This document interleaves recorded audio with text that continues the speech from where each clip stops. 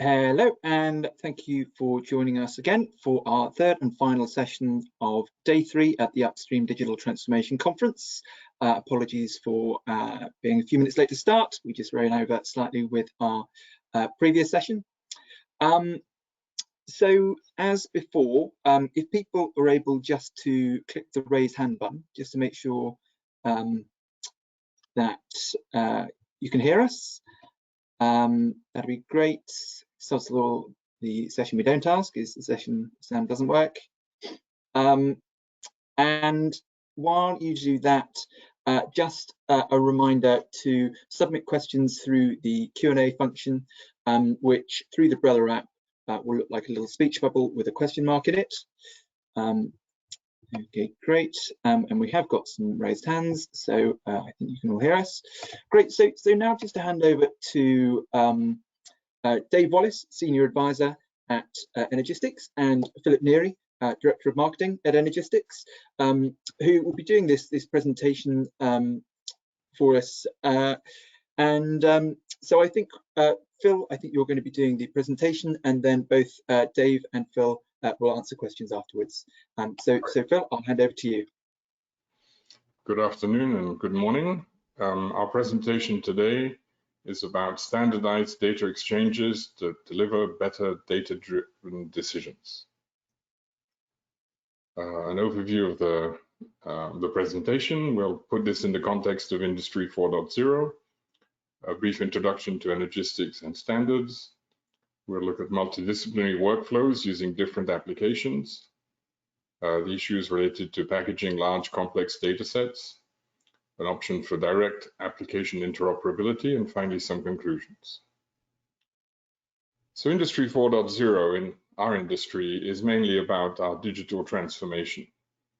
The third industrial revolution fostered automation with IT and electronics, which in upstream oil and gas was mainly seen around big data acquisition and processing, typically seismic, computer-assisted subsurface and reservoir modeling, and remote monitoring and control of things like drilling and producing fields.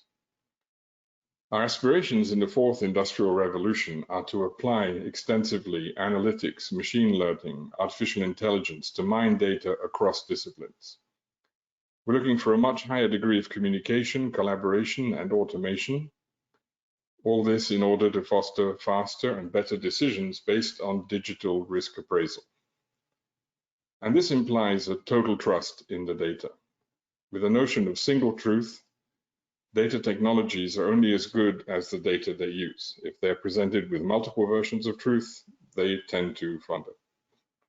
And the data must be accurate, complete, and shareable. So first, a few words about how standards fit into this bigger picture. And I'll take an example of an Industry 2.0 technology, railways, and how the aspiration of creating a connected world for passengers and freight was often thwarted by a lack of standards. If we look at this map of Europe, we see that most of Europe managed to standardize on a single rail gauge, in other words, the spacing between the two rails on which trains travel. But some countries, regretfully, erred from that standard and established their whole national network using a different spacing. And we'll look at the particular case of the connection of the Spanish and Portuguese railway system to the European system at their border with France. And because of a different gauge, instead of just rolling the train through a station, a whole level of technology had to be developed to motorize the spacing of the wheels and develop these complex contraptions we see on the lower right to automatically respace the gauge of the wheels as the train goes back and forth across the border, at a very slow speed, of course, to allow for these mechanisms to operate. So we see that the lack of standards engendered a huge level of technology friction, which ultimately stalls the vision of trains zooming back and forth across the whole continent. And so we have a similar analogy for data zooming back and forth across our industry. Our organization is 30 and some years old. I won't go through the detail of everything we did, starting from the foundation of our organization 31 years ago through different steps, except to say that you can see that developing standards is not an overnight operation. And they constantly need to be updated as new technologies, new data types, and new expectations for data evolve through our industry. The one you've probably heard of most recently is the OSDU data platform, founded by energy companies in 2018, of which Energistics, of course, is an enthusiastic supporter. Our standards in upstream are grouped into three major engineering and subsurface disciplines: drilling and everything related to wells, the reservoir and subsurface domain, and production, including fluids, sampling, and infrastructure. Although each one of these groups of data are different, we have built them on a single architecture, a common technical architecture, which allows one to share information across the different domains with data transfer protocols, packaging conventions, units of measures, and common objects shared among the three disciplines. And this means there's universal interoperability. In other words, we're ready for the end of siloed data restricted to a single discipline and a single group of professionals. These standards are not developed from the top down. They're very much a bottom-up operation. Members, companies delegate experts from their organizations to take part in long sessions, most of it online, even before the pandemic, but when possible in one-to-one in-person meetings, in order to converge on solutions which remove all ambiguities from data and from the definitions of data and metadata. Over 115 companies support our efforts. So after this introduction, let's go to the meat of the presentation, which is looking at multidisciplinary workflows using different geoscience and engineering applications. As we are all aware, in the upstream, we're always headed towards more complexity, requiring in turn more technology and innovation. Modern reservoirs occur in increasingly complex geological settings. And more to the point, operators want accurate quantification and reduced uncertainties in their operations, especially when the costs escalate in operations in remote areas and in the offshore. And it's clear that no single software platform can deliver the necessary state-of-the-art technologies, innovation, and broad capabilities from beginning to end of a workflow. So geoscientists and engineers build workflows that leverage best-in-class capabilities using applications from different vendors. In some cases, these are augmented with in-house R&D-driven technologies. This is a schematic of how data is currently managed, with different repositories addressing different types of data and different needs within each organization. And what we see here also is the fact that the organizations themselves are connected. There's an increased degree of intimacy between operators and service companies and remote processing centers. Consultants are often called in on specific tasks. And there's even quite a degree of sharing with partners on an asset to have multiple views of how to solve problems. So our challenge here with multiple locations and multiple application platforms is how to move the data. A reservoir or subsurface data set includes regional information, complete information for existing wells in the area, structural and rock fluid properties derived from seismic data, reservoir simulation grids and simulation runs, geochemistry, cores, fluid samples.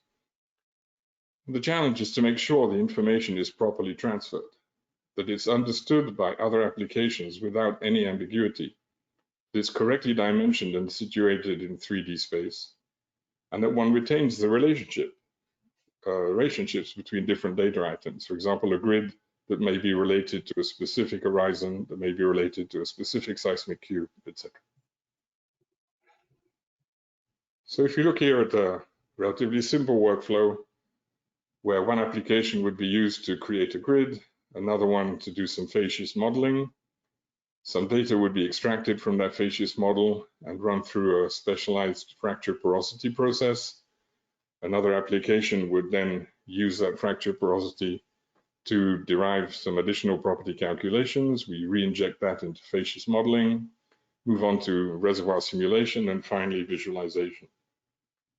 Each time we need to be sure the whole data set and all the data referring to it has been properly and accurately transferred from one application to the other. And as I said before, this involves a great variety of data types and a huge amount of each data in most cases, hundreds of thousands of data items. And they must all be correctly referenced and oriented in space and in time. We must be sure the proper units have been used as we move from one application to the other. And we have to retain relationships between objects. I mean, what could possibly go wrong? Well, something like this. In this particular rather extreme case, the source application oriented 3D views top-down, whereas the receiving application actually happened to orient them bottom-up. So some data objects are actually inverted in space. 200 of the wells that were transferred lost their trajectory, datum information due to an inconsistency in formats, and therefore are not properly located in 3D space. For some of the grids, the location of their origin was misread. And the source application ran on Windows, while the destination application ran on Linux, and unfortunately some data were transferred as binary files and not as ASCII character files, and therefore were distorted by the fact these two operating systems look at data differently. The only thing pretty much that made it alive across the transfer was the horizon data. Now, these things happen, and of course then it's up to the geoscientists and engineers to eventually correct all the transfer errors and validate the data set as ready to be worked on. The issue here is that this costs days of non-productive time, and since we haven't really resolved any of the issues that resulted in these errors, this will happen again and again. The preferred outcome is that the data is correctly positioned and scaled relative to others and complete, and therefore the geoscientists and engineers receive the data set ready to be worked on. So in a more simplistic way, the transfer of data from one application to another can be made by creating a transfer file from the first application and then reading it back into the second one.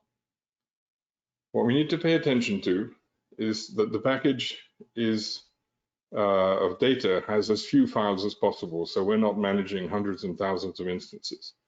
And this is a good way to make sure nothing is missing. Standardizing the data schema to make sure there's no ambiguity. Make sure there's full descriptive data, and that's basically the metadata, the units, the references, are all properly understood. That we retain relationships between objects to avoid orphan data. That we have a unique identifier for each object to keep track of them. And that we use application agnostic formats so that the data is always readable, regardless of when we have to read it in time and on whichever operating system and application. So for that, we developed a standard called EPC to basically wrap up all the data of a subsurface project into basically two files. So these data sets, geoscience and engineering, can include any combination of data objects from WITS-ML, the drilling, RescueML, subsurface, and ProdML production, which together deliver a comprehensive data schema for all subsurface data and reservoir engineering. They share many common objects, which makes it easier to combine them. The Energistics Packaging Conventions, or EPC, are actually built on OPC, Open Packaging Conventions, which is an OSI standard initially developed by Microsoft and now in the public domain. This creates one very large zip file using XML for all these smaller data objects, wells, well positions, etc. And what we've added to the OPC standard is a single HDF5 binary file, which can be very, very large and is optimized for very large vectors and very large arrays that are common in our industry. And these two files, the zip file and the HDF5, are cross-referenced.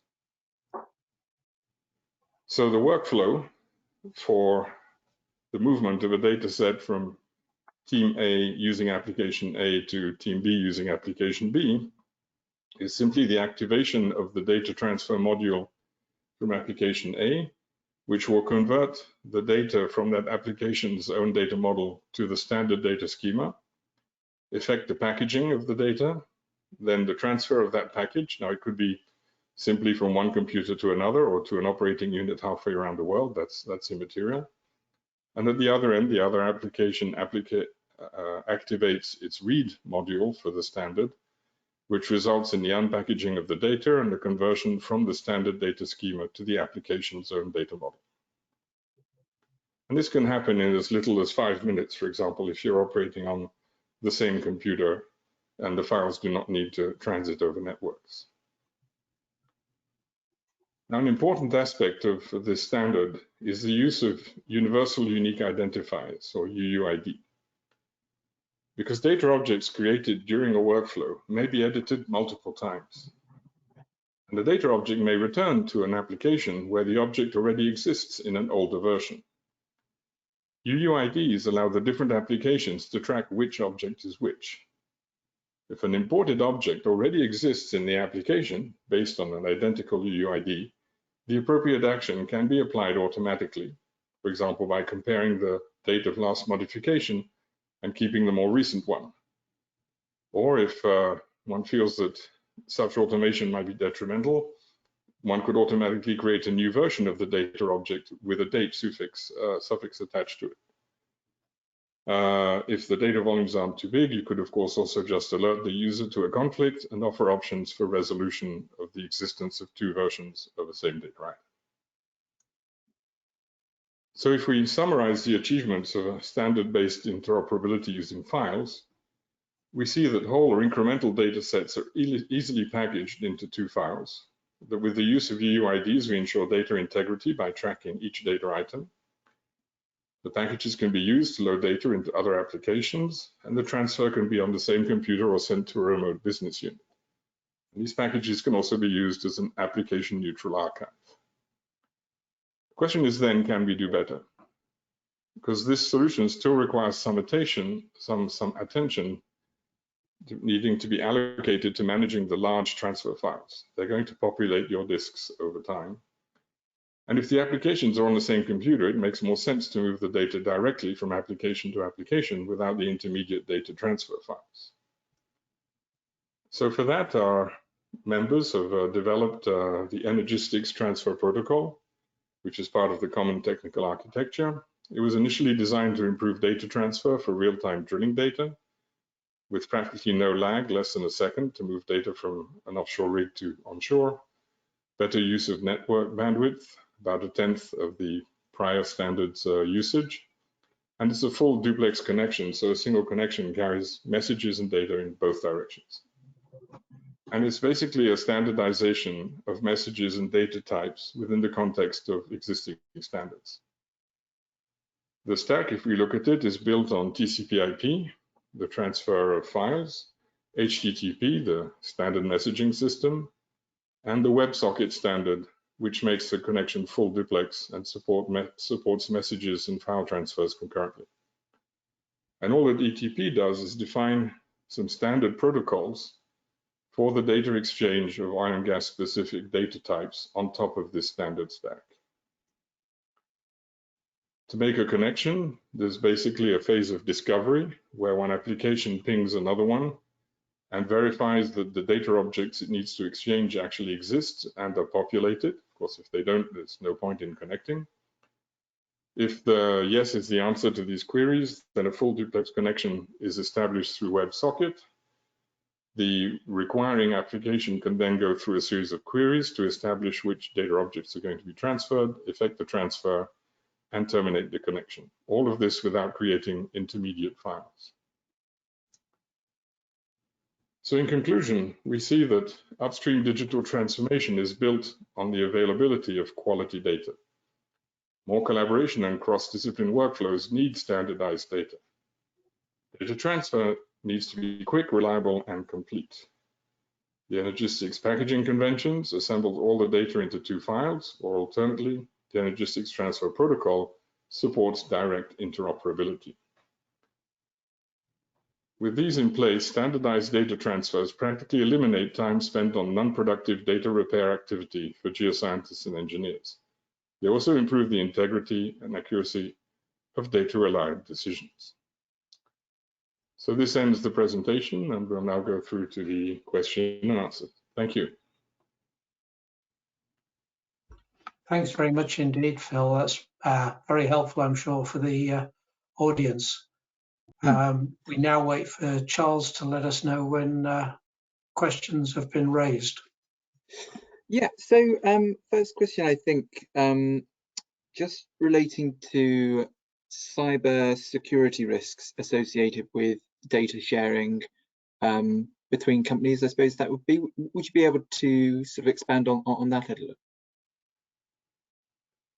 Phil, do you want to take that one?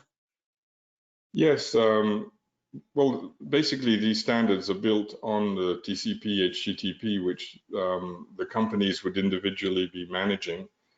I doubt that we would have these direct ETP transfers between two companies that are not associated with each other. Those would prefer the file transfers, which can be secured either on transport media, tapes or hard drives or other processes. But within the live execution of these transfers within a company, it's basically working within the broader context of cybersecurity that company is implementing. Okay, yeah, and I suppose anything to add on top of that, Dave? No, that's fine. Phil's covered it very concisely. Okay, great. So, so next one then, I think Energistics has been going for sort of 30 years and presumably sort of still work to be done. What are some of the main challenges that sort of that you're still sort of pushing up against? Okay, one of the ones would be keeping up with the latest technologies and making sure that as new languages come along, like JSON, we start to look at those and implement them where appropriate. There's also the OSDU, which Phil mentioned near the beginning of his presentation. OSDU is a fast-moving, relative for the oil industry, fast-moving and growing association of companies in the oil industry that want to create an open data universe. We were the first non-oil company member to join, and we are part of the infrastructure of that whole organization for management of data movement in and out. So those, I would say, are the key areas, unless Phil can add something else. Well, I would add there's another aspect to any standard, and that is adoption. It's one thing to write a standard, it's another one for everyone to use it. And regretfully, in our industry, we tend to be extremely focused on standardization of things like tubulars and drilling muds and seismic acquisition systems. But when it comes to data, the contracts that companies sign with their vendors are extremely lax. And that can often result in data being labeled standard, but in effect not really addressing all the particularities of a version of the standard. And that's something I think at the C level that companies really need to address, is ensuring that the data they get truly adheres to standards to make them work the way they're supposed to. Yep, thanks. Yeah, okay, and I suppose, so and something that we sort of talked about in some of the previous sessions as well, that potentially companies are sort of very keen to have the applications, but not necessarily to do, or perhaps a certain sort of hesitancy to do the groundwork required, as in sort of getting data to the sort of quality that it needs to be added. You know, I suppose I suppose it's sort of another question about adoption. How sort of receptive have you found people to be to and the industry to be to these sort of data standards? Phil? I think, again, the weakness we have here is that people aren't counting the time of geoscientists, data managers, engineers, the time they're spending cleaning up data. If you look at the drilling industry again, they have this notion of non-productive time on a rig, which is metered down to the second. And everyone knows how many dollars that each second costs in terms of standby resources, equipment that's not being productive while problems are being solved. If we address the same logic to all our professionals who spend hours often tearing their hair out trying to understand why the data isn't moving properly from application A to B, we would be much more proactive at solving these issues. But regretfully, it's just, well, the work gets done. Eventually someone, burnt the midnight oil, but the maps were made, the models were built, and therefore the problem isn't really identified as crucially as it should be. And I think OSDU, by bringing all the data into a single cloud platform, will expose once and for all these weaknesses and really indicate to people how much work has to be done to clean up and disambiguate the data so it can be used automatically at the snap of a finger without having to wonder each time, is it really the data I want, or is there something in it that may not be completely properly labeled that might compromise analytics or artificial intelligence processes? Yeah, because one of the problems you have with artificial intelligence is that it looks at data only based on the rules that it has learned, and those rules, if they're wrong, just gives you the answers very much quicker, and they can be wrong answers. So it's very much more a case of having to be very careful at the beginning and getting the data right before you start to throw any of the data into artificial intelligence, machine learning. Also, I think it was in the last couple of years that I was made aware of one of our members who said that, it used to be in the 1970s, you would actually have 30 to 60% of your time was looking for the correct data, which meant going into box files, tapes, etc. Nowadays, that's changed. We do know where the data is, but the same amount of non-productive time, which is what Phil has clearly referred to, is in the verifying. So instead of looking for it, you're spending the same non-productive percentage of engineers and geoscientists' time just on verifying and cleaning up. So that's really, once people start to understand that, and as Phil said, build that into the cost equation compared to the time to get your data straight in the first place and make your application be able to export or import to a good industry standard like Energistics, then that'd be much better for everybody. Yeah, no, and so I think that's probably all we've got time for now, but I think that's a good note to finish on at the end of day 3, looking at data at the Upstream Digital Transformation Conference.